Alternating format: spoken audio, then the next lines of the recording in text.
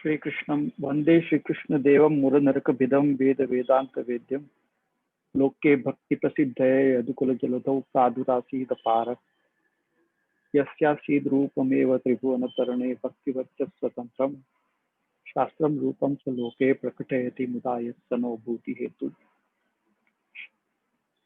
सर्वात्मना प्रपन्नानां गोपीनां पोषयन् मनः तं वन्दे विठ्ठलाधीशं गौरश्यामप्रियान्वितम् सौन्दर्यं निजरुद्गतं प्रकटितं त्रिगूढभावात्मकं पुंरूपं च पुनस्तदन्तर्गतं प्राविविशत्सप्रिये संश्लिष्टा उभयोर्बभौ रसमयः कृष्णो हि यत्साक्षिकं रूपं तत्त्वतयात्मकं परमभिध्येयं सदा वल्लभम् श्रीवल्लभप्रतिनिधिं तेजोराशीं दयार्णवं गुणातीतं गुणनिधिं श्रीगोपीनाथमाश्रये सायं कुञ्जालयस्था स्वनमुपविलसत्स्वर्णपात्रं सुधौतं राजद्यज्ञोपवितं परितन्वसनं गौरमं भोजवक्त्रं प्राणानायम्यनाथा पुटनिहितकरं कर्णराजद्विमुक्तं वन्दे दोन्मीलिताक्षं मृगमदतिलकं विठ्ठलेशं सुकेशम्।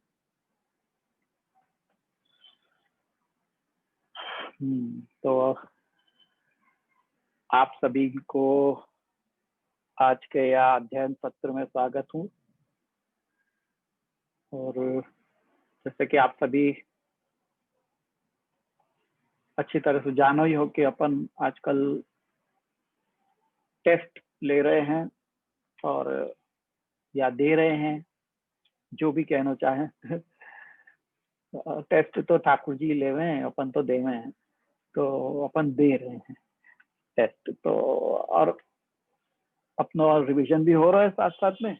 तो अपन ने पिछली बार 5, 6 और 7 और 8 ये 4 श्लोक अपन ने किए थे और बहुत सुंदर आप सब ने उत्तर भी दिए और सबके जितने भी सहभागी है जो भी वो सब बहुत उत्साह से उन्हें जवाब दिए और बहुत आनंद आया। तो आई एम श्योर जो बाकी लोग हैं जो पीछे से जुड़े उनको भी आनंद आयो ही होगा। तो आज अपने यहाँ जूम पे एक नया नाम मैं आगे भी देख रहा हूँ, Shimla M Gevariya. I hope वो भी अपने साथ पार्टिसिपेट करेंगे। तो अपन अब प्रश्न की तरफ आगे बढ़ें। आप सबन की तैयारी है? चलो, मैं अभी कोई चैट में बोल नहीं रहे हैं। हाँ, विपुल भाई आ गए। अरे वो कहाँ चले गए जो अभी अभी आए थे? ठीक है, कोई बात नहीं, ये लुका छिपी तो चलती रहेगी। अपन प्रश्न की तरफ आगे बढ़ें। तो अब यहाँ हाँ, कोई कुछ कहना चाह रहा है?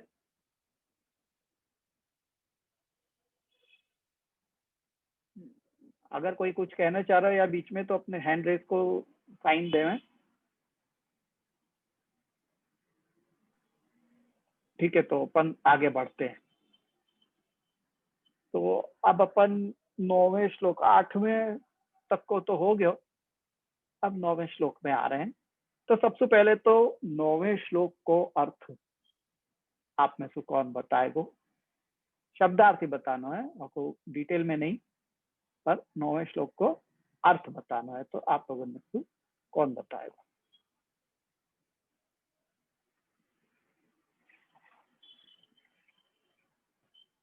कोई तो हैंड रेस करो।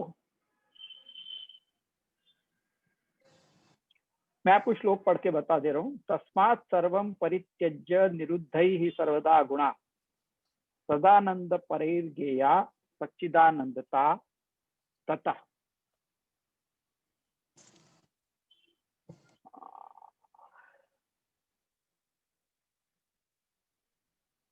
क्या बात है, आज सब चुप है?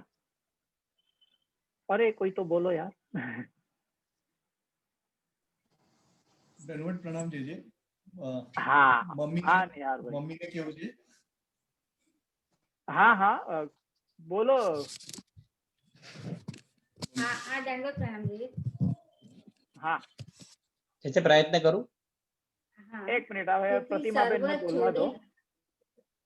તેથી સર્વ છોડી દઈને સદાનંદ એવા પ્રભુના હંમેશા ગુણગાન ગાવા, તેથી સચ્ચિત અને આનંદ પણ પ્રકટ થાય છે. ઠીક છે, સરસ. ઓકે નિહારભાઈ, હવે તમે કહો. દત્તવડ પ્રણામ જે છે, આપના ચરણોમાં કોટાનો કોટી સાષ્ટાંગ આશીર્વાદ. એટલે ઠાકોરજીનું ગુણગાન સર્વથી વધુ શ્રેષ્ઠ છે. તેથી પ્રપંચની વિસ્તૃતિ પૂર્વક સર્વ ભૂલી જઈને ભગવદ આસક્તિ વાળા થઈને ઠાકોરજીના સદા ગુણગાન કરવા જોઈએ. એનાથી સચ્ચિત અને આનંદની પ્રાપ્તિ થાય છે, અથવા તો એની યોગ્યતા આવી છે. સચ્ચિદાનંદતા પ્રાપ્ત થશે.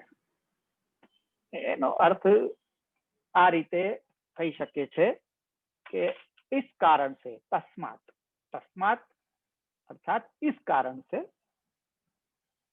सर्वम परित्यज्य, सब कुछ, सबका परित्याग करते हुए, निरुद्ध ही, जो निरुद्ध हैं उनको क्या करना चाहिए? सदा सर्वदा गुणा सदानंद परै ही गेया, यानी उन्हें सर्व का त्याग करते हुए सर्वदा गुणगान करते रहना चाहिए, सदानंद पर होकर, सदानंद पर ही, सदानंद पर होकर, अथवा तो जो भगवत पर हैं उनके अनुसार गुणगान करते रहना चाहिए. इससे क्या होगा? इससे सच्चिदानंदता की प्राप्ति होगी. तो इस कारण से जो जीव सदानंद पर अर्थात भगवत पर हैं उन्हें सर्व का त्याग करते हुए सर्वदा गुणगान करते रहना चाहिए. इससे सच्चिदानंदता होगी. ये इसका श्लोकार्थ हुआ. ठीक है. अब यहाँ पे 9वें श्लोक में सर्वम परित्यज्य ये जो कहा है, ये जो कही है कि सर्वम परित्यज्य, तो यहाँ क्या परित्याग करने को कहा जा रहा है? सर्वम से क्या मतलब है?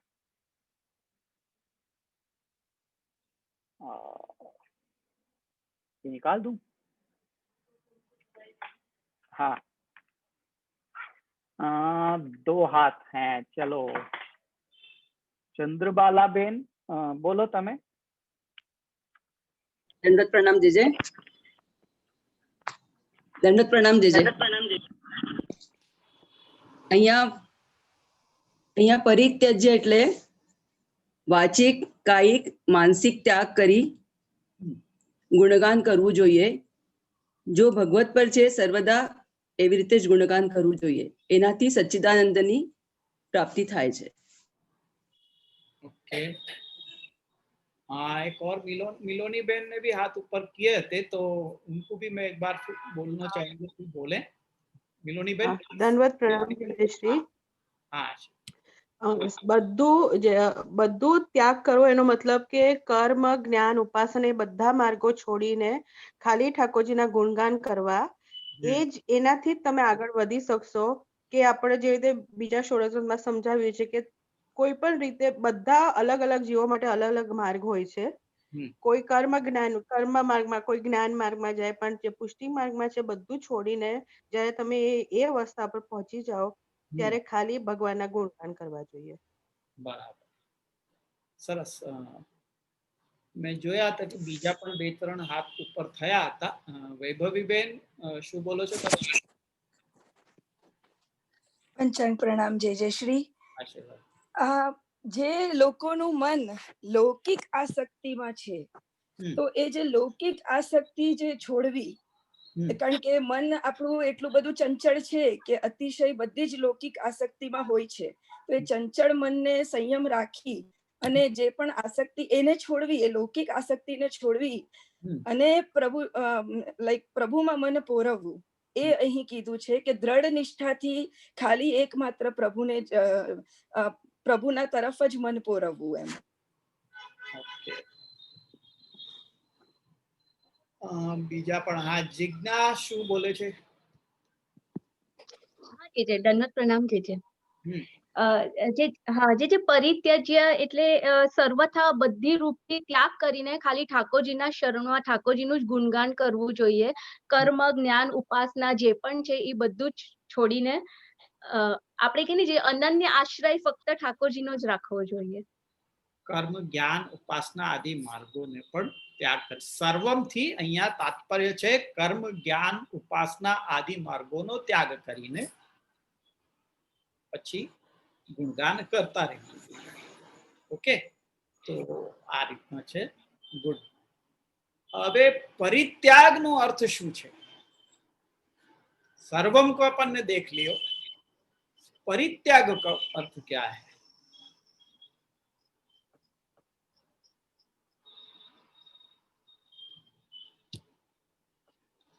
त्याग कह देवे शू क्या पर्याप्त नहीं हो तो कि परित्याग कहो?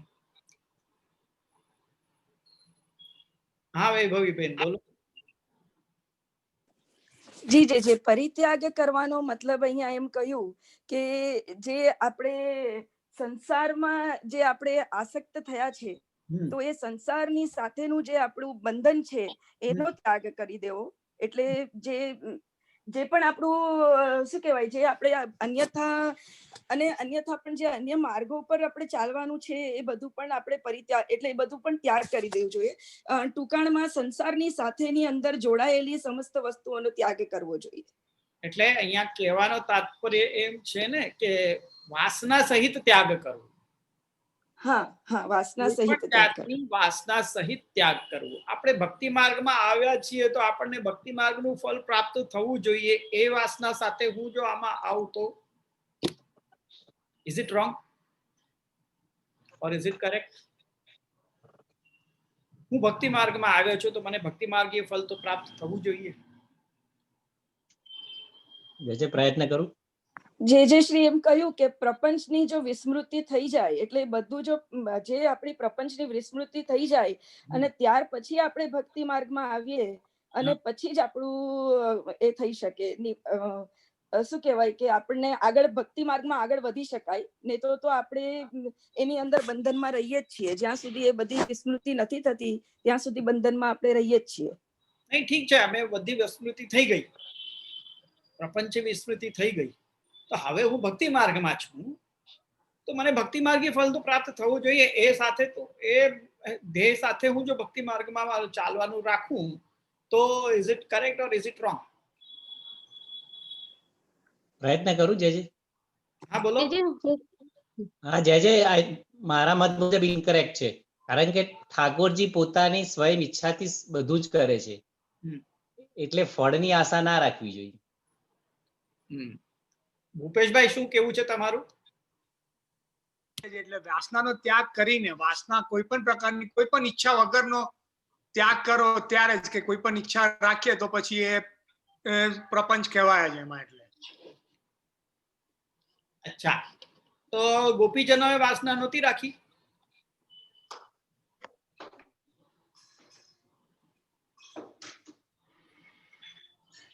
રાખી હતી, પણ ભગવત ગુણગાન જ કર્યા હતા ને. બીજી કશી તો હતું નહીં એમને. ખાલી ભગવત ગુણગાનનો આશ્રય લઈને અને ભગવત ગુણગાનમાં જ રહ્યા હતા એ. એટલે એમનું એ પણ જે પણ કાર્ય હતું બધું પ્રભુના માટેનું જ હતું. એમની પ્રયત્ન કરું જયશ્રી. હા બોલો. એમની વાસના પ્રભુના સુખ માટેની હતી, પોતાના માટે ન હતી. અચ્છા, તો એ કઈ રીતે ખબર પડે છે આપણને? જ્યારે પ્રભુ વનમાં પધારતા હતા ત્યારે વિચારતા હતા કે એમને પગમાં કંકર વાગશે કે આ થશે તે થશે, તો એ રીતે વિચારતા હતા કે પ્રભુ માટે વિચારતા હતા, પોતાના માટે કશું જ વિચારતા ન હતા. જિજ્ઞા શું કે છે? જે મને એમ લાગે છે કે ફળ ભક્તિ માર્ગમાં આપણે આવ્યા છે અને ભક્તિ માર્ગનું આપણને ફળ મળવું જોઈએ એ આપણા હાથમાં નથી, એ તો ઠાકોરજીના જ હાથમાં છે.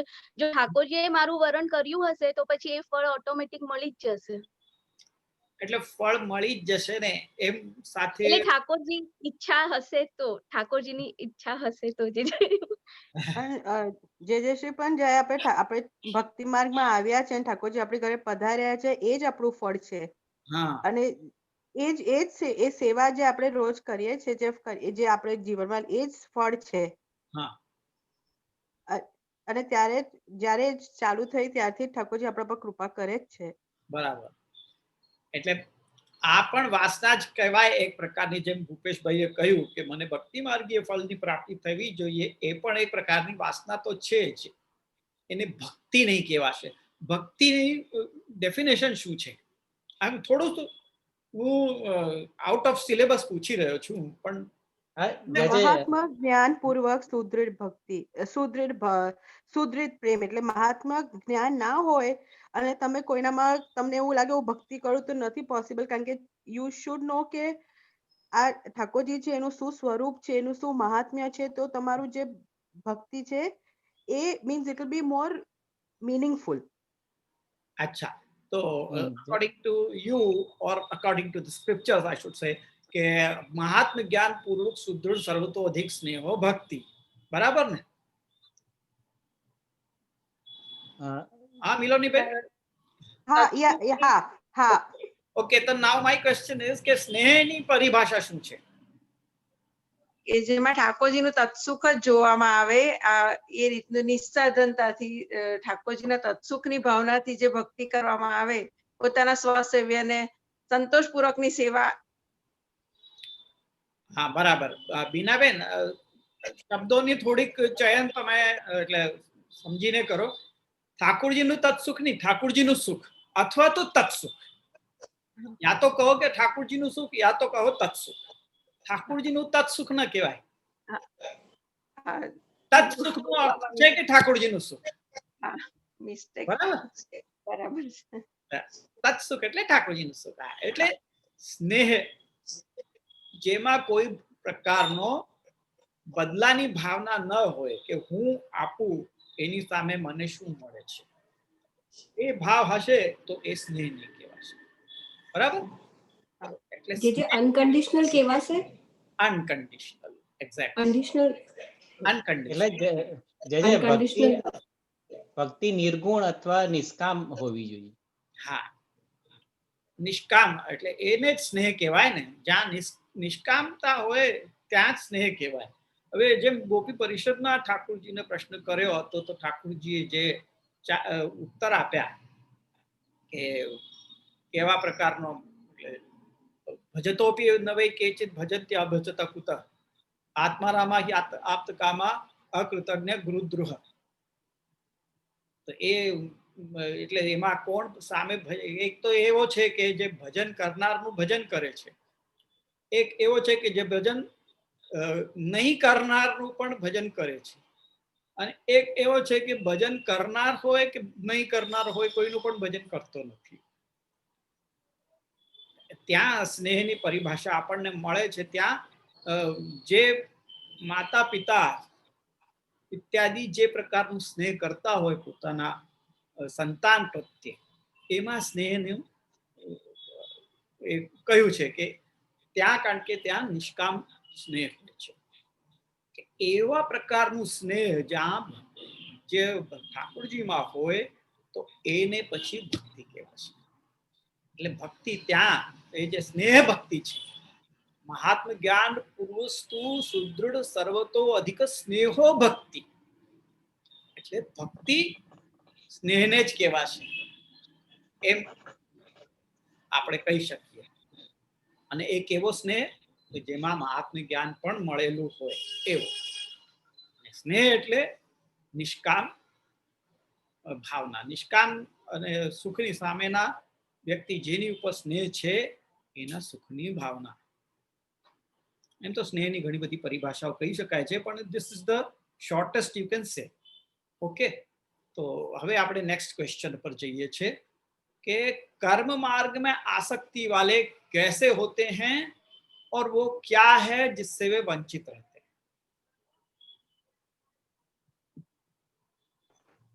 Is it tricky? कर्म मार्ग में जिनको आसक्ति है वो कैसे होते हैं और वो क्या चीज है जिससे कर्म मार्ग में आसक्ति वाले वंचित रह जाते हैं? They are devoid of something. मुझे प्रयत्न करूं. એક મિનિટ જરા વેઇટ કરો, મને જોવા દો કોણ કોણ હાથ ઉપર થયા છે.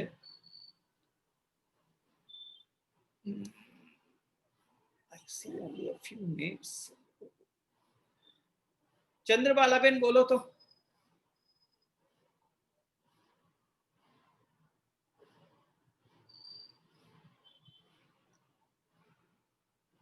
પ્લીઝ અનમ્યુટ કરો અને બોલો.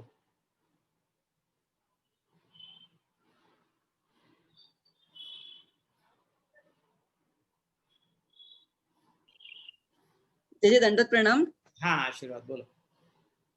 કર્મ માર્ગમાં જે લોકો છે એ અપેક્ષા સાથે ભગવત સેવા કે ગુણગાન કરે છે, એનાથી એ લોકોને જે સચ્ચિદાનંદની જે પ્રાપ્તિ થવી જોઈએ એ નથી મળતી. કૃપાનંદનો અનુભવ, એ સચ્ચિદાનંદની પ્રાપ્તિ થવી જોઈએ એ નથી મળતી એમને. એનાથી એ લોકો વંચિત રહે છે. એટલે અપેક્ષા રહેવાથી, નિરપેક્ષ ભાવાથી નહીં, એટલે કઈ ને કઈ આપણે ફળ મળવું જોઈએ. ક્યાં ને ક્યાં અપેક્ષા આપણે આ કરવાથી મને આ મળશે, કે આ કરવાથી મને આ મળશે, એવી રીતે કરે તો એ લોકોને આનંદ તો મળે, પણ સચ્ચિદાનંદનો આનંદ જે એનાથી એ લોકો વંચિત રહે છે. અચ્છા, એમ તમારું કેવું છે. ઓકે, ઠીક છે. ભૂપેશભાઈ શું કહો છો? પ્રણામ જયશ્રી. આપને શ્રીમદ ભાગવતના તૃતીય સ્કંદનો 32મા અધ્યાયનો 16મો શ્લોક જે છે એમાં કહ્યું છે કે जो लोग इस संसार के प्रति अत्यधिक आसक्त है वे अपने नियत कर्मों को बड़े ही ढंग से तथा अत्यंत श्रद्धा पूर्वक संपन्न करते हैं. वे ऐसे नित्य कर्म को कर्म फल की आशा से करते हैं. बराबर. और 17 में भी है, 18 तक में है, वो सभी पढ़ो. એ જે શ્રી મારે પુસ્તક ખોલવું પડશે. અચ્છા, હા હા, હું ખોલીને બતાવું.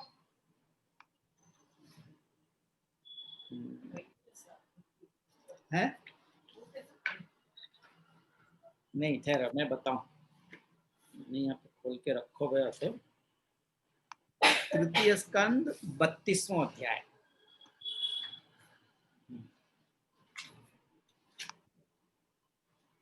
मैं यही चाह रहा था कि ये बताएं कोई, क्योंकि यहाँ पे जो उदाहरण दिए हैं उन उदाहरणों को आप लोग देखो और उनमें क्या है वो देखोगे ना, तब समझोगे कि कर्म मार्ग है क्या. अपन कर्म मार्ग बोलते तो रहते हैं, पर कर्म मार्ग है क्या, किसको कहते हैं कर्म मार्ग. तो वो यहाँ पे कह रहे हैं कि अब ये देखो, गुजराती में आप लोगों के वैभवी बहन के पास शायद यही पुस्तक है, तो वो भी देख सकेंगे कि पेज नंबर 438 पे કે જેમના મન આ સંસારમાં આસક્ત છે, જેમને કર્મમાં શ્રદ્ધા છે, જેઓ શાસ્ત્રોમાં મના ન કરેલ અને નિત્ય કરવાના કરેલા કર્મો પણ સંપૂર્ણ રીતે કરે છે. રજોગુણથી જેમની બુદ્ધિ કુંઠિત થઈ ગઈ છે, જેમના મન ઉપર કામે કબજો જમાવી લીધો છે, જેમની ઇન્દ્રિયો બેકાબુ નિરંકુશ છે, બસ પોતાના ઘરોમાં જ આસક્ત થઈ તેઓ ત્રિવર્ગ એટલે કે ધર્મ, અર્થ અને કામમાં જ માનનાર પુરુષો રોજ પિતૃઓનું પૂજન કરે છે. ये सब कर्म मार्ग है. રોજ પિતૃઓનું પૂજન કરે છે, જ્યારે સર્વના સર્વ દુઃખ હરનારા બુદ્ધિવાળા, જેમના મહાન પરાક્રમ કીર્તનીય છે તેવા શ્રી મધુસૂદન ભગવાનની કથાથી તો તેઓ વિમુખ રહે છે. कर्म मार्ग वाले, जैसे वेद में शास्त्र में कहे कर्म सब बराबर करें, जो जो विहित कर्म है वो सारे करें, जो जो निषिद्ध कर्म है उनसे बचें, वो सब करते जाएं कि जो शास्त्र में कहे गए हैं सकाम करें. क्योंकि शास्त्र में जो भी ये सब कर्म कहे गए हैं कि दान करनो, पुण्य करनो वगैरह ये सब सकाम है कि ये करवेसु, दान करवेसु ये पुण्य की प्राप्ति हो गया है, वो पुण्य की प्राप्ति से स्वर्ग को फल मिले है वगैरह वगैरह, और ये यज्ञ करवेसु या ये कोई भी या पितरों को पूजन करना वगैरह, ये सारे कर्म जो है ये सारे करवेसु जीव की उत्तम गति होवे वगैरह, ये सब देख देख के वो सब उनसे मोहित होके और वो सारे कर्म दिन भर करते रहे हैं, तो वही में पचे रहे हैं। पर भगवत गुणगान में वो भगवत गुणगान से वंचित रह जाए हैं। ये वहां कहने को तात्पर्य, यहाँ गुणगान की बात चल रही है ये श्लोक के अंदर, 9वें श्लोक में। तो गुणगान क्या देता है और किस चीज से मतलब वंचित हैं वो अन्य मार्ग वाले, वो सारी बातें ये श्लोक के अंदर है। तो आप लोग जहां जहां भी उदाहरण दिए गए हो ना, उनको सीरियसली लेके, ये नहीं है कि मैंने बताया है तो लिख लिया अपन ने और उतना ही देख लिया, ये नहीं, आगे पीछे के पूरा संदर्भ देखो। मैं आपको स्टडी की रीत बता रहा हूँ, स्टडी कैसे की जाती है। जब अपन टीका लेके बैठे हैं ना, तो इट्स नॉट नॉवल कि आप उसको पढ़ लिया और जो लिखा है हाँ हाँ समझ गए करके बंद करके रख दी। आप यहाँ स्टडी कर रहे हो, दिस इज रिसर्च। आप ये समझ लो कि आप स्कूल कॉलेज की पढ़ाई भी नहीं कर रहे हो, आप लोग पीएचडी कर रहे हो। जब अपन टीका सहित अध्ययन कर रहे हैं तो ये पीएचडी लेवल की पढ़ाई है। तो या में तो आपने को पूरी रिसर्च करनी पड़ेगी। तो सब आपके सामने उदाहरण दे दिए गए हैं, मैंने आपको संख्या बता दी है, आपको बस वो पुस्तक खोलनी है और उसके आगे पीछे के श्लोकों को समझ के और उनका संदर्भ देख के समझना, इतनी आपको स्टडी करनी पड़ेगी। तो आपको फिर पूरा परितः अध्ययन होगा, है ना। तो वो मेरा तात्पर्य है मेन आप लोगों से ये सब सवाल पूछे को कि आप लोग कैसे उन उदाहरण को देख रहे हो और उनको भी स्टडी कर रहे हो कि नहीं। अच्छा, अब अगला प्रश्न है मेरा कि कर्म मार्ग, उपासना मार्ग एवं ज्ञान मार्ग से भक्ति मार्ग किस प्रकार भिन्न है? How is it different? कर्म मार्ग से, उपासना मार्ग से और ये जो है ज्ञान मार्ग से भक्ति मार्ग किस प्रकार भिन्न है?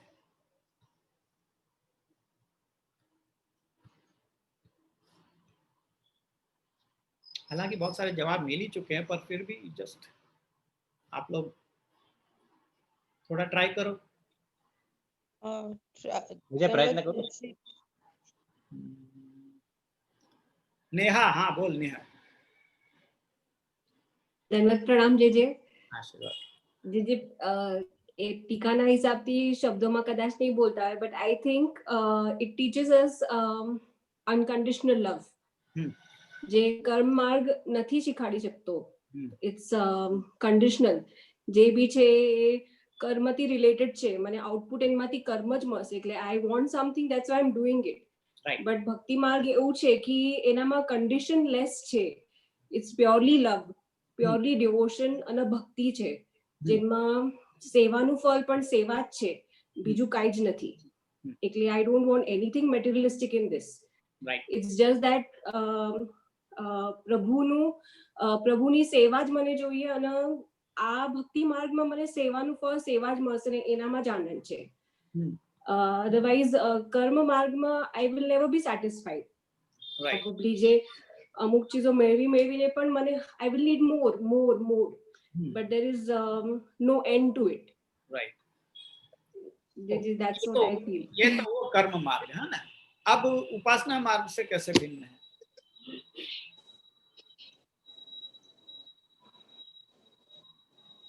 सबसे पहले ये बताओ उपासना मार्ग क्या है? ટ્રાય કરું જયશ્રી. હા, ઉપાસના એટલે પૂજા કરવી, કે તમે જે વેદુક જે ફૂલ ચડાવો, નૈવેદ્ય ચડાવો, યજ્ઞ કરો, એ બધું ઉપાસના માર્ગ. બરાબર. તો એ ભક્તિ માર્ગથી કેવી રીતે ભિન્ન છે? એમાં પણ કારણ કે ભક્તિ એમાં શ્રમ બહુ છે, એમાં શ્રમ બહુ છે. એ બધું કષ્ટ સાધ્ય માર્ગ છે, જે કર્મ માર્ગ છે, ઉપાસના માર્ગ છે. અને you have to be absolutely according to the rules. You cannot diverge from the rules. આપણે આજે ઠાકોરજીની સેવા પુષ્ટિ માર્ગમાં પ્રેમથી કરીએ તો મારો ભાવ અલગ હોય, બીજા કોઈનો મહાપ્રભુજીની કાણીથી જ કરીએ પણ તો પણ બધાનો થોડો થોડો ભાવ થોડો અલગ હોય છે. There is no set, it's not a straight line. થોડો ગ્રે ઝોન પણ હોય છે. એટલે કર્મ માર્ગ, ઉપાસના માર્ગ બધા બહુ કષ્ટ સાધ્યા છે અને બહુ ડિફિકલ્ટ છે. જ્યારે જે પુષ્ટિ માર્ગ છે, જે પ્રેમનો માર્ગ છે, એ થોડો અલગ છે.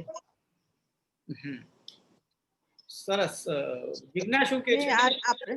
આપણે જે રેફરન્સ આપ્યું છે ભાગવતજીનું 11મા સ્કંદનું 20મો અધ્યાયનો 33મો શ્લોક એ શોધી દીધો. હા હા. એમાં કહે છે કે કર્મ, તપસ્યા, જ્ઞાન, વૈરાગ્ય, યોગ અભ્યાસ, દાન, ધર્મ અને બીજા કલ્યાણ કરનારા સાધનોથી જ કઈ સ્વર્ગ, મોક્ષ, મારું પરમધામ અથવા કોઈ પણ વસ્તુ પ્રાપ્ત થાય છે તે બધી મારા ભક્તો મારા ભક્તિ યોગના પ્રભાવથી જ, જો તે ઈચ્છે તો અનાયાસ પ્રાપ્ત કરી લે છે. હા, બરાબર. સરસ. નિકુંજ કઈ કહેવા માંગે છે? પ્રણામ જે પુષ્ટિ માર્ગમાં ઠાકોરજીનું સુખ એ એકમાત્ર વસ્તુ હોય છે, જેને ઉપાસના માર્ગમાં આમ જોવા જોઈએ તો કન્સિડરેશન પણ નથી હોતું. ઉપાસના માર્ગ એ મારી પોતાની કામના પૂર્તિ માટે કે મારા પોતાના સ્વાર્થ માટે છે. એમાં મને પ્રભુના સુખની ઈચ્છા નથી.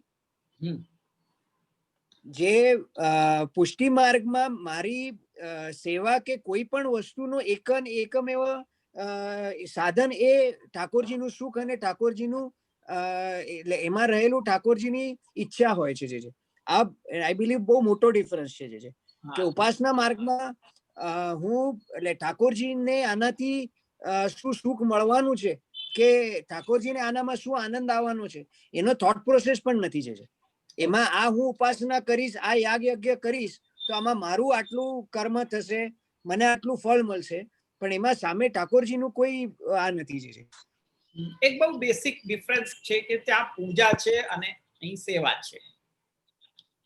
બરાબર ને? તો નાઉ યુ જસ્ટ એટલે પૂજા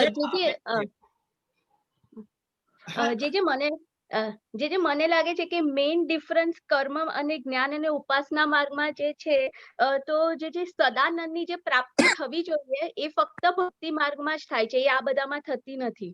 કર્મ માર્ગ, ઉપાસના, જીવમાં જે સચિત રહ્યો છે એ આનંદ પ્રગટ એ ફક્ત આ જ માર્ગમાં થશે. ઓકે, કર્મ માર્ગ અને ઉપાસના માર્ગનું આપણે જોઈ લીધું. હવે ખાલી જ્ઞાન માર્ગનું રહ્યું છે. એ કોણ કહે છે? જે પ્રયત્ન કરું. બોલો ને યાર ભાઈ. જે જ્ઞાન માર્ગ થી મેક્સિમમ લેવલ અક્ષર બ્રહ્મ સુધી જવાય, એટલે એમાં ગણિતાનંદની પ્રાપ્તિ થાય. પણ ભજનાનંદ એટલે કે પૂર્ણ પુરુષોત્તમ પૂર્ણ એની પ્રાપ્તિ ના થાય. જે અક્ષર બ્રહ્મ સુધી એની લિમિટ છે. બરાબર. અને ભક્તિ માર્ગ પૂર્ણ પુરુષોત્તમ ભજનાનંદની પ્રાપ્તિ થાય છે. ઓકે, સરસ. ઓકે, તો આ રીતે આપણે જોયું કે કર્મ, ઉપાસના અને જ્ઞાન માર્ગ એ બધા કરતા ભક્તિ માર્ગ એ ભિન્ન છે, જુદું છે. પણ ઉપાસના માર્ગમાં એક વસ્તુ પૂછવી હતી કે ઉપાસના માર્ગમાં ઠાકોરજીનું વિભૂતિ સ્વરૂપ હોય છે, એટલે દરેક દેવમાં એની લિમિટ હોય છે, એટલે એનાથી વધારે ફળ ના આપી શકે. બરાબર. બરાબર છે. અને ઉપાસના માર્ગ મેઇનલી ખાલી વિધિ પ્રમાણે કરવાની પૂજા છે. હે ને? કે વિધિ કહ્યું છે કે આ રીતે કરવું તો એ રીતે જ કરવું. આટલા આમ ફૂલ ચડાવવા, જ્યારે કે પુષ્પમ સમર્પયામી તો પુષ્પ સમર્પણ કરવાના, ચંદનમ સમર્પયામી તો ચંદન સમર્પણ કરવા, નૈવેદ્યમ દર્શયામી, ધૂપમ દીપમ પ્રદર્શયામી, એમ કહીને આપણે મૂકતા હોઈએ છીએ. તો આ ઉપાસના માર્ગ છે. પણ જ્યારે ભક્તિ માર્ગમાં બધું સ્નેહ સહિત છે. જે કંઈ પણ આપણે કરીએ છીએ એ સ્નેહ સહિત છે. જેમ પેલી વાર્તા છે કેશવરાયજીની, પ્રસંગ આવે છે ને, ગુસાઈજીનો કેશવરાયજીના દર્શન કરવા માટે પધાર્યા. ત્યાં એકદમ ભરી ગરમીમાં જરીના વસ્ત્ર વગેરે પહેરીને ઠાકોરજીને ધરાવીને પધરાવેલા હતા અને જોઈએ તો આપણને તો ગરમી લાગી રહી છે, પણ ઠાકોરજીના જરીના દર્શન, જરીના વસ્ત્રોના દર્શન અને બધો ભારી સાજ વગેરે જોઈને આપણને ગભરામણ થવા લાગે. પણ જેવા ઠાકોરજીના દર્શન કરે આપણે ત્યાં પુષ્ટિ માર્ગી, આપણે ત્યાં પ્રભુ સેવામાં જોઈએ તો ફુવારા ચાલી રહ્યા છે, સુગંધ છે, ઠંડક છે, ને એટલે ઉષ્ણકાલની બધી શીત સામગ્રી બધી ત્યાં ધરેલી છે ને એ બધું. એટલે આ પુષ્ટિ માર્ગ એટલે ભક્તિ માર્ગ અને ઉપાસના માર્ગનો ભેદ એ આપણને આ વાર્તા પ્રસંગમાં આપણને ખબર પડે છે કે આ ફરક છે કે અહીંયા બધું સ્નેહ સાથે છે. તત્સુખ, જેમ બીનાબેનને કહ્યું એમ તત્સુખની ભાવના અહીંયા મુખ્ય છે. તો એ મોટું ફરક છે. ચાલો नेक्स्ट क्वेश्चन में मूव करिए આપણે કે वेद मार्ग के अनुसार भजन करने में क्या समस्या आती है?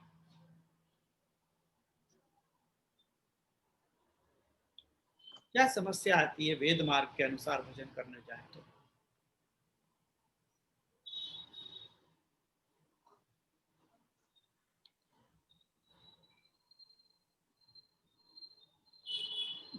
आज कोई केतकी बेन नहीं आया के हाँ केम चुपचाप बैठा છે? બે કીધું એટલે હાથ ઉપર કર્યો કેમ? ના જે દંડવત પ્રણામ જે एक्चुअली બીજા બધા આજે આન્સર્સ આપતા હતા, પ્રિપેર્ડ હતા એટલે આઈ વોઝ ક્વાઇટ જે બીજું કઈ નહીં. जी वेद मार्ग जानने के लिए एमा એટલા બધા વ્યાખ્યા ત્યાં છે અને એમાં there are so many different philosophers having their own philosophy. અને અહીંયા આપણે પેલા five blind men અને elephant એનું એક્ઝામ્પલ આપ્યું હતું જે કે જેના અંદર બધાને પોતપોતાના મત અનુસાર પોતપોતાની વ્યાખ્યા છે. એટલે આમાં આપણે કન્ફ્યુઝન થાય કે કોને ફોલો કરવું ને કયું મત શ્રેષ્ઠ અને કયું મત સુખ આપે. અને એનો જે અલ્ટિમેટ ગોલ છે એટ ધ મોસ્ટ ફક્ત અક્ષર બ્રહ્મ સુધી. બરાબર. Okay, that moves us to next question के श्लोक में सदानंद परई शब्द देने का क्या तात्पर्य है? श्लोक में है ना, तस्मात् सर्वं परित्यज्य निरुद्धै सर्वदा गुणा सदानंद परैर्गेया. तो सदानंद परई ये शब्द देने का तात्पर्य क्या है? जिज्ञा बोलेगी. જે મને એમ લાગે છે કે સદાનંદ પરે એટલે સદાનંદ એટલે સાકાર સગુણ જે ઠાકોરજી છે એ, અને પર એટલે પરમ કાષ્ટાપન્ન જેવા ઠાકોરજી છે એ જે બતાવે છે એવા વ્યાખ્યા એ વ્યાખ્યા જે કરે છે એવા ગુરુ પાસે આપણે જવું જોઈએ, નહીં કે નિર્ગુણ નિરાકાર ભગવાન જે આપણે બતાવે એના પાસે આપણે નહીં જવું જોઈએ. બરાબર. તો નિર્ગુણ નિરાકાર કોણ બતાવે છે?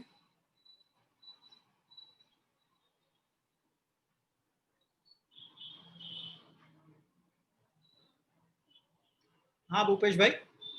ज्ञान मार्गीयो. ज्ञान मार्गीयो. ओके. અને જે માયાવાદીઓ એને નિર્ગુણ નિરાકાર બતાવે છે. તો સગુણ સાકાર એ કોણ બતાવી રહ્યા છે?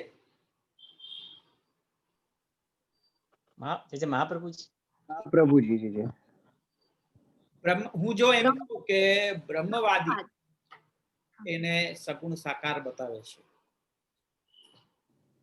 તો આ કેટલું વાક્ય બરાબર છે કે ખોટું છે?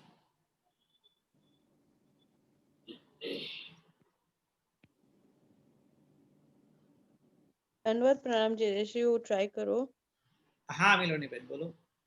મને એવું લાગે છે કે જે બધા જે વૈષ્ણવ ફિલોસોફી કરે છે એ લોકો બધા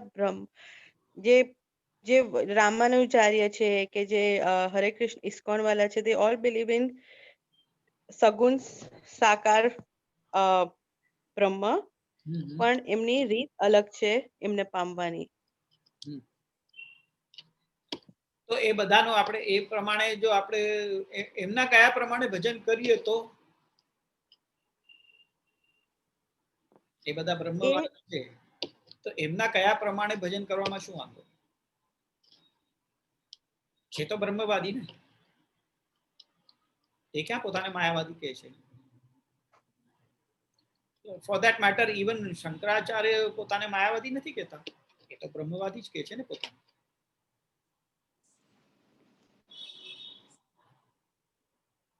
પણ આપણે એવી રીતે સમજીએ કે જ્યારે મહાપ્રભુજી હું ભૂલી ગઈ એમનું નામ, ઇસ્કોનના ચૈતન્ય મહાપ્રભુ મળ્યા ત્યારે ચૈતન્ય મહાપ્રભુ એવું કીધું કે આપણે મળતી વખતે એક જ વાર ભગવાનનું નામ લે તો આપણું ઉદ્ધાર થઈ જશે. અને મહાપ્રભુજીએ કીધું કે આ કલિકાલમાં એક ક્ષણ ગાયના શિંગડા પર એક રાયનો દાણો પણ રે એટલી વાર પણ તમે ના લો તો તમે બહિર્મુખ થઈ જશો. એટલે જે ફિલોસોફીમાં ડિફરન્સ છે. હા, ફિલોસોફીમાં ડિફરન્સ છે, પણ આપણે એમને માયાવાદી કેમ કહીએ છીએ અને બ્રહ્મવાદી? માયાવાદી એટલે એમ સમજે કે the whole world is maya, ભગવાનનું ઇલ્યુઝન છે અને ભગવાન એનાથી અલગ છે, કે this maya is been created for your illusion, that is માયાવાદ. અને બ્રહ્મવાદ એટલે આપણે બધામાં ઠાકોરજીને જોઈએ, બધામાં ઠાકોરજીની લીલા જોઈએ, જળ ચિત આનંદ, જળ ચિત વસ્તુ બધામાં આપણે Thakorji, you see God form in that, એ બ્રહ્મવાદ. ઓકે, કેતકીબેન શું કહેવા માંગો છો?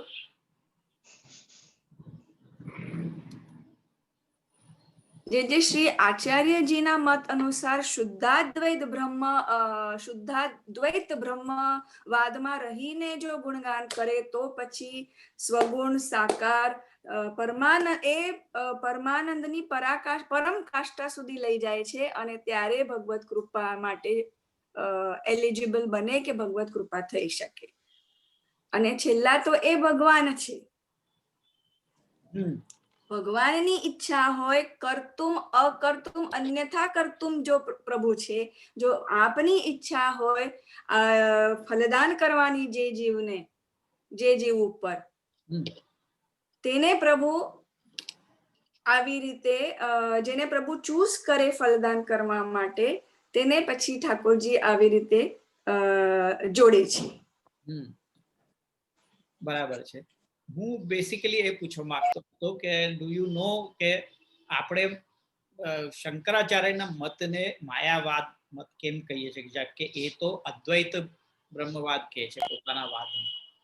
જી, કારણ કે એ દેટ ઇઝ ડિપેન્ડન્ટ અપોન આપણે જે તૈત્રીય ઉપનિષદમાં બ્રહ્માનંદ વલ્લી માં જે પ્રમાણે બતાવ્યું છે કે પુચ્છ જે અક્ષર બ્રહ્મ છે તેમને પક્ષીની ઉપમા આપીને એને પુચ્છ બતાવ્યું છે કે એને એ આધાર છે. ક્વેશ્ચન એના ઉપર જ આવી રહ્યો હતો હું, કે ઉપનિષદની બ્રહ્માનંદ વલ્લીમાં જીવ और પરમાત્મા એ બંનેનો સંબંધ કેવી રીતે બતાવ્યું છે? જી, એ પક્ષીના પૂંછના આધાર ઉપર બતાવ્યો છે. હા, અને એ પક્ષીની સાથે સરખામણી કરી છે, તો એ કેવી રીતે કરી છે એ થોડુંક શોર્ટમાં જો તમે બતાવી શકો તો. જી, જે પક્ષીનું મસ્તક છે તે સ્થૂળ શરીર છે. પછી જે દાહીનો પંખ છે તેને મોદ કહેવામાં આવે છે. દક્ષિણ પંખને, ઉત્તર પંખને પ્રમોદ છે. और એનો જે આત્મા છે બ્રહ્મ, वो उसकी पूछ है. બ્રહ્મપુચ્છમ પ્રતિષ્ઠા. બ્રહ્મપુચ્છમ પ્રતિષ્ઠા. અને એઝ પર ધીસ ફિલોસોફી આ આપણે અક્ષર બ્રહ્મ સુધી જ લઈ જાય, એના બિયોન્ડ નથી લઈ જતા. whereas શુદ્ધાદ્વૈત બ્રહ્મવાદ takes us above and beyond this. वहां पे देखो, प्रत्येक जीवात्मा के भीतर जो निवास करने वाला परमात्मा है, उसको एक पक्षी की उपमा दिए. सिर जो है वो उसका प्रियता, इसका सिर है. એટલે કોઈ વસ્તુમાં પ્રિયતા લાગવી, એ જે ભાવ છે એ એનું पक्षी का वो सिर है, मोद उसका दक्षिण पक्ष है, प्रमोद उसका उत्तर पक्ष है, और आनंद उसकी आत्मा है और ब्रह्म उसकी पूंछ है, ऐसे बता रहे हैं। जबकि ब्रह्म वो आत्मा ही ब्रह्म है ये बताना चाहिए, उसकी जगह वो बता रहे हैं कि ब्रह्म उसकी पूंछ है, यानी वो अक्षर ब्रह्म की तक ही ले जा रहा है, वो आत्मा को तो छोड़ ही दे रहे हैं, है ना, ये फर्क है। तो यहाँ पे जो शुद्धाद्वैत ब्रह्मवादी हैं वो कह रहे हैं, मतलब आचार्य चरण से आज्ञा कर रहे हैं कि वो परमात्मा ही, वो जो आत्मा है वो ही आनंद है, आनंदमय है। वो पूछ वो तो अक्षर ब्रह्म तो उसके वो है, आधार है, पर आधार के ऊपर आधेय आता है ना, वो मुख्य होता है, न कि आधार। चेयर मुख्य है कि चेयर पर्सन मुख्य? चेयर पे बैठने वाला जो पर्सन है वो मुख्य है ना, तो चेयर तक ही पहुंचा है, पर वो जो ब्रह्मा अक्षर ब्रह्म है वो तो चेयर है, चेयर की प्राप्त नहीं करना है हमको उस चेयर के ऊपर जो बैठा है, जो स्थापित है, वो परम ब्रह्म, वहां तक पहुंचना है। तो वो शुद्धाद्वैत ब्रह्मवादी से ही पहुंचा जा सकता है। साकार ब्रह्मवाद सगुण साकार समझेंगे तभी वहां पहुंचेंगे, नहीं तो अधूरी रह जाएगी बात, क्योंकि सगुण साकार निराकार बताने वाली श्रुतियां भी हैं और निर्गुण बताने वाली श्रुतियां भी हैं, और सगुण बताने वाली भी श्रुतियां हैं और साकार बताने वाली भी श्रुतियां हैं। इन दोनों को हमको मान के चलना है, किसी भी एक पक्ष को छोड़ना नहीं है। वहां क्या कर रहे हैं कि उपासना के लिए, मतलब जो अद्वैत ब्रह्मवादी हैं, शंकराचार्य मायावादी जो हैं, वो ये कह रहे हैं कि उपासना के लिए आप उसको फॉर द टाइम बीइंग सगुण साकार मान लो और उनकी उपासना कर लो। उपासना से शुद्धि हो जाएगी, आत्मशुद्धि हो जाएगी, तब तुमको फिर अक्षर ब्रह्म का, मतलब तब तुमको वो उसका बताया जाएगा कि ये साकार नहीं है, ये सगुण नहीं है, वो तो निर्गुण है, निराकार है। तब जाके वो उसकी, मतलब जब ज्ञान से चित्त शुद्धि हो जाएगी, तब जाके उसकी मुक्ति होगी। तो वहां तक ही उनकी पहुंच है। तो वो नहीं बता के आचार्य चरण आज्ञा कर रहे हैं कि दोनों ही पक्ष मानने हैं। श्रुति जो बता रही है कि निर्गुण निराकार भी मानना है और सगुण साकार भी मानना है। निर्गुण निराकार उस दृष्टि से कि प्राकृत गुण और प्राकृत आकार का नहीं है, और सगुण साकार इस दृष्टि से कि वो सब गुण का कैपेसिटी, सर्व गुण को धारण करने की कैपेसिटी है उस, और वो सब कुछ हो सकता है, उसमें सब सामर्थ्य है, और वो साकार भी है, वो आनंद आकार है, वो प्राकृत आकार नहीं है, आनंद आकार है। तो एक भी वेद की बताई हुई एक भी बात को सबऑर्डिनेट नहीं मानना है, सब कुछ सही है, सब चीज को एक्सेप्ट करना है, तो फिर वो शुद्धाद्वैत ब्रह्मवाद की तरफ जाएगा।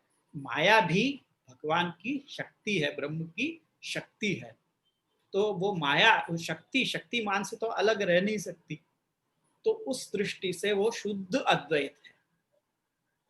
अगर अद्वैत ब्रह्मवाद मान रहे हैं ना, मतलब शंकराचार्य जो कह रहे हैं कि अद्वैत ब्रह्मवाद है, तो वहां वो मान तो रहे हैं कि सब कुछ ब्रह्म है, लेकिन बाकी जो दिख रहा है वो माया का है। तो वो अद्वैतवाद मानते हुए भी माया का एक अलग पक्ष मान ही रहे हैं, अपने आप को अद्वैत कहते हुए भी माया को तो मान ही रहे हैं, तो वो द्वैत हो गया, अद्वैत कहाँ रहा। अगर माया को अलग मान रहे हैं तो वो तो द्वैत हो गया, एक माया और एक ब्रह्म, दो हैं, ये मान लिया तुमने, और फिर भी कह रहे हो कि मैं अद्वैत मानने वाला हूँ, तो ये तो कैसा अद्वैत मानना हुआ। तो ठाकुर आचार्य चरण ये आज्ञा कर रहे हैं कि शुद्धाद्वैत ये मानो तुम कि जो भी है माया, वो माया जो है वो भगवान की ही, ब्रह्म की ही शक्ति है, और वो अपने आप में स्वतंत्र नहीं है। जैसे सूर्य और सूर्य की किरण, सूर्य होगा तो सूर्य की किरण होगी, तो सूर्य और सूर्य की किरण को अपन अलग अलग नहीं देखते हैं कि यही सूरज है तो किरण है, तो वो दोनों अलग अलग एंटिटी नहीं है, एक उसकी शक्ति है और एक शक्तिमान है, तो एंटिटी तो एक ही हुई। तो इस दृष्टि से वो शुद्ध अद्वैत वाद है। तो उस दृष्टि से उस प्रकार के जो बोध करा रहे हैं, ऐसे आचार्य चरण के बताए हुए मतलब उसके अनुसार भक्ति करेंगे तो ये प्राप्त होगा, सच्चिदानंदता प्राप्त होगी, ये कहने का वहां तात्पर्य है। तो अब नेक्स्ट मेरा क्वेश्चन ये है कि शुद्धाद्वैत ब्रह्मवाद मायावाद से किस प्रकार श्रेष्ठ है, वो तो अपन ने अभी देख ही लिया। तो उसी के अनुसार भजन करने से क्या होगा, तो सच्चिदानंदता की प्राप्ति होगी। तो यदि सच्चिदानंदता ततः ये बात कही है ना कि उससे सच्चिदानंदता की प्राप्ति होगी। अब एक पाठ ऐसा भी है सच्चिदानंदता स्वतः, अगर उस पाठ के अनुसार अर्थ करें तो क्या अर्थ निकलेगा। ए पाठ ने अनुसार जो अपने अर्थ करिए सच्चिदानंदता स्वतः, एक तो है ततः, यहाँ पे अपन ने ततः ही स्वीकार किया है, पर अगर स्वतः स्वीकार करते हैं तो क्या अर्थ निकलेगा श्लोक का। वैभवी बेन बोलो।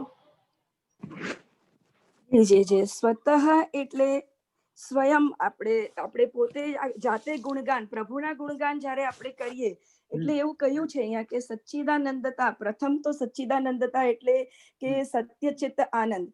આપણે આમ પ્રભુને જાણીએ, પ્રભુના ગુણો દ્વારા આપણે કઈ પણ ભક્તિ જો કરીશું તો આપણને આનંદની પ્રાપ્તિ થશે, પણ એ આનંદનો આવિર્ભાવ એ ખાલી પ્રકટ થશે, એને પ્રમાણ નહીં મળે। તો એ પ્રમાણના માટે એટલે આપણે જો તતઃ અહીંયા એટલે લખ્યું છે કે સ્વયં આપણા માટે છે, આપણે જો આ ગુણગાન કરીશું તો આપણે સ્વતઃ એ આપણામાં એ પ્રકટ થઈને સ્ફૂરશે, એ આગળ વધશે અને ગુણગાન થકી આપણે આપણો જે શું કહેવાય કે જે સ્વભાવનું પરિવર્તન પણ થશે અને આપણે બીજા બધી વસ્તુઓ સાધનોનું અપેક્ષા નહીં કરી શકીએ। તો એ સંપૂર્ણ ભાવે આપણામાં જ સ્ફુરિત થઈને આપણાથી આપણે ગુણગાન દ્વારા સચ્ચિદાનંદ સ્વરૂપને આપણે જાણીને પ્રકટ કરી શકીશું। ઓકે, જિજ્ઞા શું કહે છે, બોલ। હા જે મને એમ લાગે છે કે તતઃની બદલે જો આપણે સ્વતઃ લઈએ તો એટલે ગુણગાન કરવાથી સ્વતઃ જ સચ્ચિદાનંદતા પ્રાપ્ત થશે।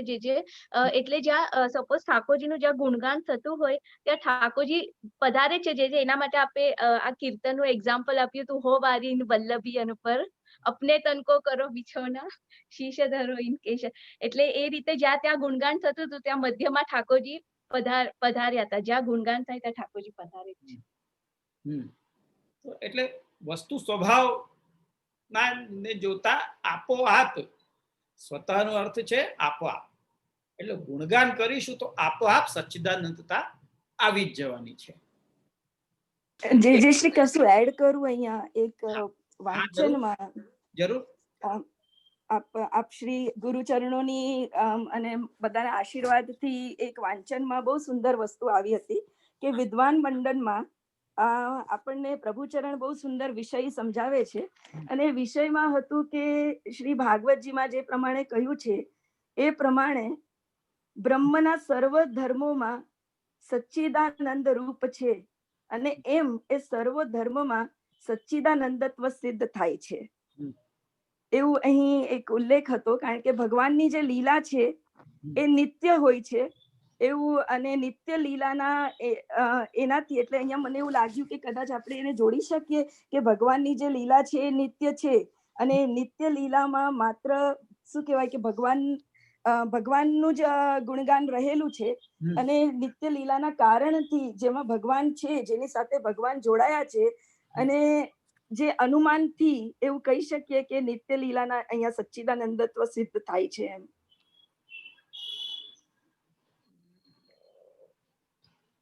થોડું એકચ્યુઅલી હું પોતે કન્ફ્યુઝ છું, તમે શું કહેવા માંગો છો એનાથી I am not able to actually grasp.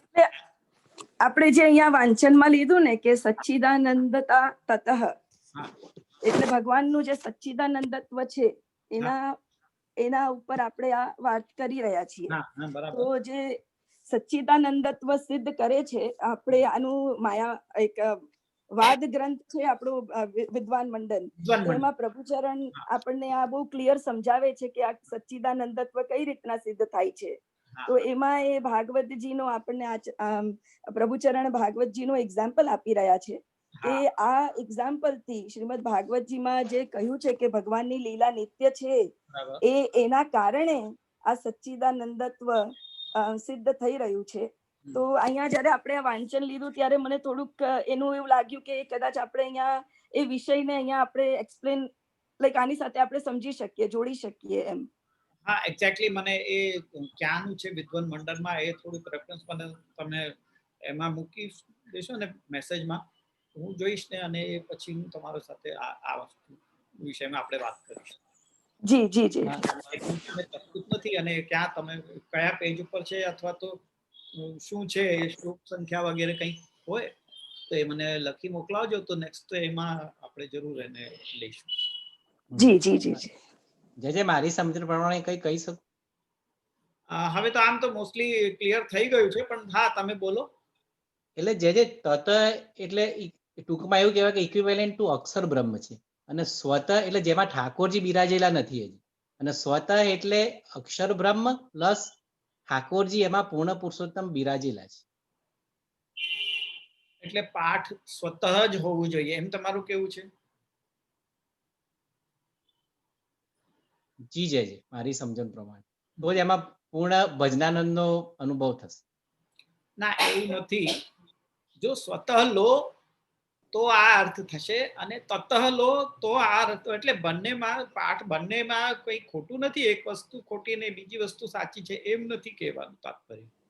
એટલે હવે આ ક્યારના આ ગ્રંથ ક્યારની રચના થઈ ગઈ છે, અને માઉથ ટુ માઉથ કહેવામાં ક્યાંક એક બે અક્ષર આગળ પાછળ થઈ ગયા હોય તેમ છતાં અર્થ નથી બદલાતો, એ કહેવાનો તાત્પર્ય છે અહીંયા હરિદાસજીનો. કે તમે તતઃ સમજતા હો તો એનો આ રીતે અર્થ છે કે એનાથી સચ્ચિદાનંદતા પ્રાપ્ત થશે, અને સ્વતઃ લેતા હો તો એ અર્થ એવી રીતના થશે કે આપોઆપ સચ્ચિદાનંદતા થશે. એટલે બંનેમાં કોઈ એક બરાબર છે અને બીજું ખોટું છે એવું નથી કહેવાનું તાત્પર્ય. ત્યાં તાત્પર્ય ખાલી એટલું જ છે કે બંને અર્થ બરાબર છે. જી જી. ओके, तो अभी बहुत सारे क्वेश्चन रह गए हैं, जल्दी जल्दी अब ले लेते हैं कि अपने निरोध के लिए जीव को भगवान के किन गुणन को गान करना चाहिए?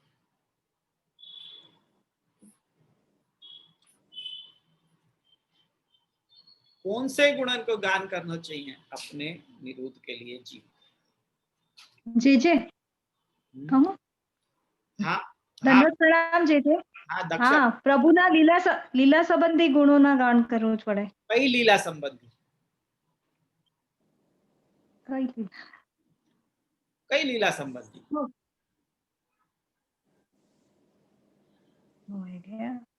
જે ગોકુલમાં મતલબ વ્રજમાં ને જે બધી કરી ઈ લીલા. જે જે કઈ લીલા કહેવાય?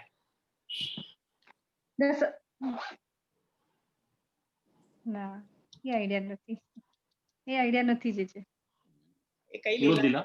ચંદ્રબાલાબેન બોલો. નિરોધ લીલા. દંડવત પ્રણામ દીજે. અષ્ટ સખાએ જે નિત્ય લીલામાં એમને ઝાંકી થઈ, અષ્ટ સખાઓએ જે ગાન કર્યું એ લીલાનું ગુણગાન કરવાનું. હા, તો એ લીલાઓ કઈ છે? એ કઈ લીલાઓ કહેવાય છે? ઠાકોરજીએ જે લીલાઓ કરી બ્રજમાં, એ લીલાઓ કઈ લીલાઓ કહેવાય છે? નિહારભાઈ શું બોલો? જે કહું? હા, જે એક મિનિટ બોલી લેવા. કેકીબેન બોલો તમે. જે નિરોધ લીલાના ગુણગાન કરવા જોઈએ. એક્ઝેક્ટલી, નિરોધ સંબંધી ગુણોનો. એટલે જે દસમ સ્કંદમાં જે પણ ઠાકોરજીની જે લીલાઓ કરી છે બધી નિરોધ લીલાઓ છે, એટલે એ બધી લીલાઓનું ગુણગાન કરવું. બરાબર. નિરોધ લક્ષણ, નિરોધ સંબંધી લીલાઓનું ગાન કરવું જોઈએ. તેથી હવે લોજિકલ છે ને કે પોતાના નિરોધને માટે આપણે કઈ લીલાઓનું ગાન કરીશું? નિરોધ લીલાઓનું ગાન, निरोध संबंधी लीलाओं गान કરીશું તો નિરોધ થશે ને. ओके, आसक्ति को लक्षण क्या है? ये मेरा नेक्स्ट क्वेश्चन है.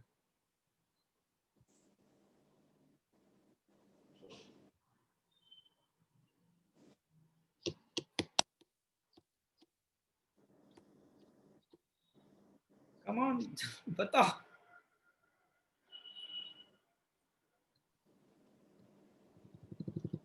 We are moving to next श्लोक. ओके, 10वां श्लोक है ये. कौन बोल रहा है? भूपेश भाई बोलो. प्रपंच विस्मृति जय श्री. हाँ, आसक्ति. आसक्ति નું લક્ષણ શું છે? પ્રપંચની વિસ્મૃતિ થઈ જાય. અને પ્રપંચ વિસ્મૃતિ થઈ ગઈ અને બીજું શું? ભગવદ આસક્તિ. જે કહું? હા બોલો. જે વસ્તુ ભગવાન તરફ લઈ જવામાં ઓબ્સ્ટેકલ બને એ બધી વસ્તુથી મન આપ જ દૂર થઈ જાય. હા, એટલે once you develop the liking for a higher taste or lower tastes માંથી જે લાઇકિંગ કો કે એના માટે ફેવરિઝમ કોઈ બધું આપ જ છૂટી જાય. એટલે ભગવદ અતિરિક્ત વસ્તુઓ બાધક લાગવા લાગે. ભગવદ અતિરિક્ત અથવા એમ કહો કે આસક્તિનું વિષય જે છે એનાથી અતિરિક્ત બીજી બધી વસ્તુઓ જ્યારે બાધક લાગવા માંડે આપણને, એના આપણા આસક્તિના વિષય સંબંધી જે વસ્તુઓ હશે એ કરવામાં ઇન્ટરેસ્ટેડ હશે, પણ એનાથી જો અલગ હોય તો એ બધી બાધક છે. અરે મને ક્યાં આમાંથી પોતાના આસક્તિ હોય, જે કોઈ પણ આસક્તિ, એટલે લૌકિકમાં પણ સમજો કોઈ આસક્તિ હોય કોઈ વસ્તુમાં, એ ક્યારે જણાય કોઈને કોઈ જાતનું વ્યસન થઈ ગયું છે, કોઈ એટલે કોઈને ચરસ ગાંજા વગેરે એવા પ્રકારનું વ્યસન છે, અથવા તો કોઈ રમતમાં એવો કોઈ વ્યસન છે, કોઈ પણ એવી વસ્તુઓમાં વ્યસન, જ્યારે વ્યસન દશામાં પહોંચી જાય ત્યારે બીજી બધી વસ્તુઓ અખરવા માંડે છે. એ આસક્તિનું લક્ષણ છે. હવે અહીંયા ભગવદ આસક્તિના સંબંધમાં આપણે કહી શકીએ કે જ્યારે ભગવત સંબંધી વસ્તુઓમાં જ રુચિ રહી જાય, જેમ કીર્તિબેને તમે કીધું, અને બીજી વસ્તુઓ બાધક જ્યારે લાગવા લાગે તો સમજવું કે આસક્તિ થઈ ગઈ છે. તો એ આસક્તિનું લક્ષણ છે. अब जब आचार्य चरण स्वयं निरोध की उच्चतम पदवी को प्राप्त हो ही चुके हैं तो उसका वर्णन करने का प्रयोजन क्या है? अहम निरुद्धो रोधेन निरोध पदवीं गतः निरुद्धानां तो रोधाय निरोधम वर्णयामि. आप तो वहां तक पहुंच ही चुके हैं, तो अब वो सब का वर्णन करने का प्रयोजन क्या है?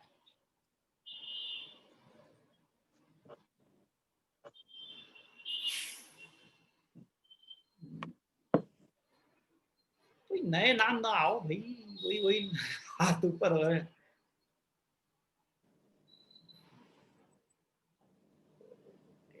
जिग्ना बहन यार, वैभवी बहन, तो नीचे वाले कोई भी नहीं बोल रहे. आज विपुल भाई केम चुप છે?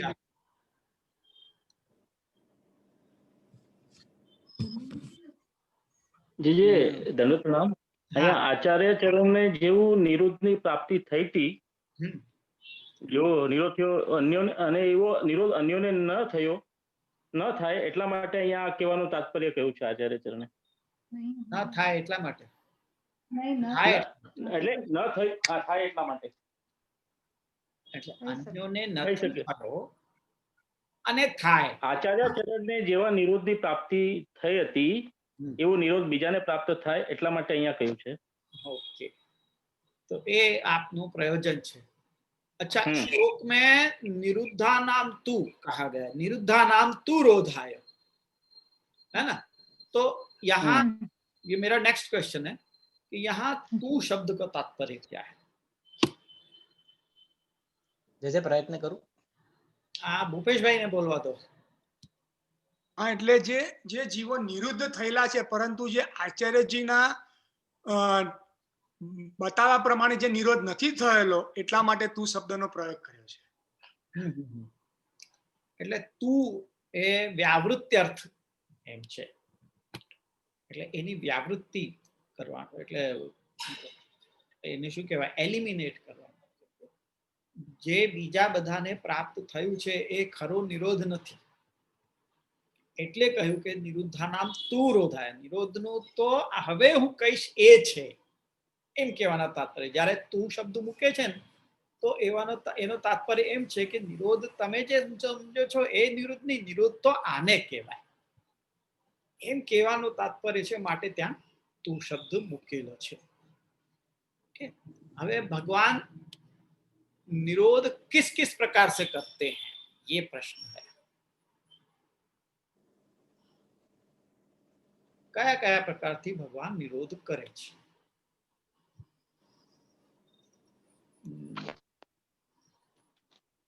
બીરવાબેન બોલો. હા, ધન્યવાદ, પ્રણામ જેજે. હા, ઠાકોરજી બે પ્રકારથી નિરોધ કરે છે. એક તો મહાપુરુષો દ્વારા શાસ્ત્રોથી કરે છે, અને બીજું પોતાના પ્રમેય બલથી કરે છે. બહુ સરસ, એકદમ એપ્ટ આન્સર આપ્યું છે, બહુ સરસ. બે પ્રકારથી નિરોધ કરે છે, એક તો પ્રમેય બલ દ્વારા અને બીજું મહાપુરુષો દ્વારા. બરાબર ને કેતકીબેન? જી જી જી. તો એ જ उत्तर હતો આનો. બહુ સરસ. तो अब श्लोक में वर्णयामी ये वर्तमान काल को उपयोग किया, वो क्यों किया? निरुद्धानाम तो रोधाय निरोधम वर्णयामी, वर्णन कर रहा हूं, ये वर्तमान काल का उपयोग प्रेजेंट टेंस में वापरेलू છે આ શબ્દ. તો એ શાના માટે? જઈએ દંડોત પ્રણામ. હા વિપુલ. હા જી જી. હા બોલ. હા, લીલા નિત્ય ચાલી રહી છે, અને આચાર્ય ચરણ પણ એમ જ કહે છે કે આ જ પ્રકારે હું જીવના માટે હંમેશા પ્રયત્નશીલ રહીશ કે એમને નિરોધ પ્રાપ્ત થાય. એમાં જ આજ્ઞા કરે છે. હા, એમાં જ આજ્ઞા કરે છે કે સતત પ્રયત્નશીલ રહીશ, અને એ ઇટ્સ એ ઓનગોઈંગ પ્રોસેસ છે. Ongoing process, yes. હા, એટલા માટે અહીંયા વર્તમાન કાળનો ઉપયોગ કરેલો છે. બહુ સરસ.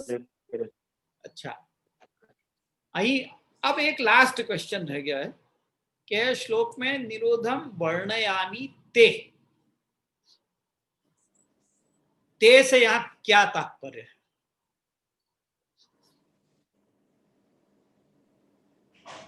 जे कहूं? लेट मी सी, हजी बीजा कोई हाथों उभा थया छे के शुं? ओके केतकीबेन बोलो. જી જી જી. તેમાં તે આ બે અર્થમાં કહેવામાં આવ્યા છે કે પહેલો કે આચાર્યજી આજ્ઞા કરે છે કે હું આપનો સંબંધી છું જે વર્ણન કરી રહ્યો છું, અને બીજો એમ કહેવા માંગે છે કે જે જીવ આપના સંબંધી છે તેમના માટે હું વર્ણન કરી રહ્યો છું. હા, એટલે બે અર્થમાં છે એમ ને? આ જિજ્ઞા, જી જી. તારે કઈ બીજું કેવું છે જિજ્ઞા? ના જે બસ, એટલે બંનેમાં મુખ્ય જે આપ જ છો. હા, બસ એ જ. એટલે ભલે ઠાકોર આપના સંબંધી જીવોને માટે કહી રહ્યો હું, અથવા તો આપને માટે કહી રહ્યો, આપની આગળ કહી રહ્યો છું, મુખ્યતા બંનેમાં આપની છે, ઠાકોરજીની મુખ્યતા છે. કહેવાનો તાત્પર્ય ખાલી એટલું જ છે કે તે ગમે તે શબ્દ, ગમે તે અર્થમાં તમે તે શબ્દને લો તો અર્થ એનો કંઈ બદલાતો નથી. એની એટલે ઠાકોરજીની મુખ્યતા ત્યાં રહે જ છે બંને પ્રકારમાં. તો આ રીતે આપણે આ 10મા શ્લોક સુધીમાં આપણે જે શ્રી એક અહીંયા આપણે રિલેટ કરી શકીએ કે ઉદ્ધવજીને પ્રભુએ નિરોધ સિદ્ધ કરવાનો હતો, ઉદ્ધવજીનો નિરોધ સિદ્ધ કરાવવાનો હતો, માટે એમને ગોપીજનો પાસે મોકલાવ્યા.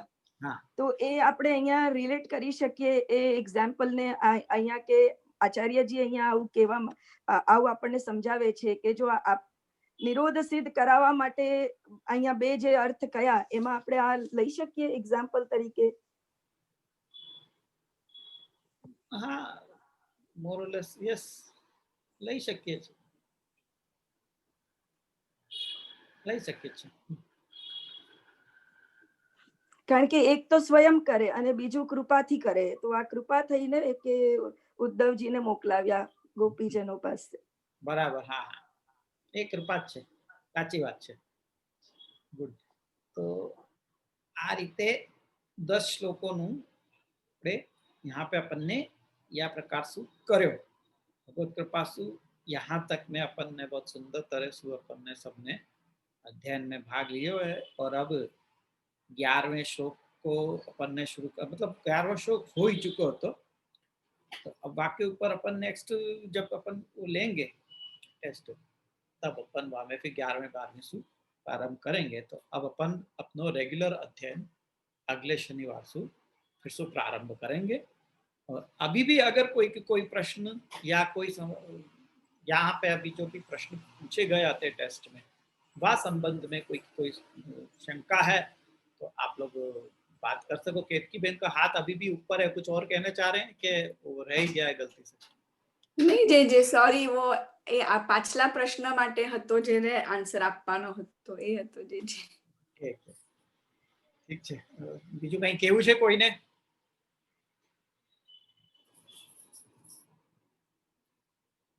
હવે જે ટેસ્ટ રિયલી હેલ્પ્ડ અસ અ લોટ, એટલું બધું સબ્જેક્ટના ડેપ્થમાં ગયા છે અને it helped us improve our understanding so very much. જી. એન્ડ આઈ હોપ કે હવે તમે લોકો એમ સમજ્યા હશો કે અધ્યયન કેવી રીતે કરવું છે. જી બિલકુલ, હું એ આગળ કહેવાની જ હતી કે કેવી રીતે કોઈ સબ્જેક્ટ કે ટોપિક સ્ટડી કરવાનું એનું પણ ખબર પડી અને એ હિસાબે સુબોધિનીજી અને ભાગવતજીના દર્શન કરતા થયા. જી. બિલકુલ, એ મેઇન હેતુ એ જ છે કે સુબોધિનીજીના, ભાગવતજીના, અને એ પણ કેવલ અનુવાદ નહીં પણ સુબોધિનીજી સહિતના, એટલે જેમાં કારિકાઓ વગેરે પણ હોય તો તમે રિલેટ કરી શકશો. જ્યારે તમે આંખોથી જોશો ને સામે કારિકાઓ જોશો, એનો અર્થ જોશો, તો તમે રિલેટ કરી શકશો.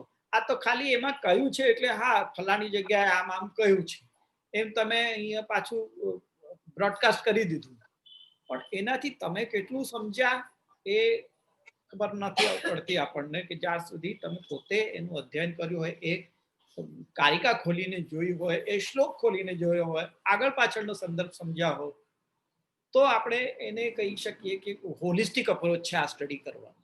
તો એ હોલિસ્ટિક અપ્રોચ આપણો હોવો જોઈએ, તો આપણે સ્ટડી સરખી રીતે આચાર્ય ચરણોના ગ્રંથોનું કરી શકીએ. तो होपफुली अगर जारे जब भी अब अपन ये उदाहरण वगैरह देखेंगे तो आप लोग यही तरह से, यही प्रकार से आप लोग उन उदाहरण को ढूंढोगे और उनके संदर्भ को अच्छी तरह से समझोगे.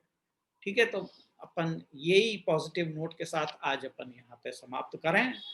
तो अपन आश्रय को पद लेवें.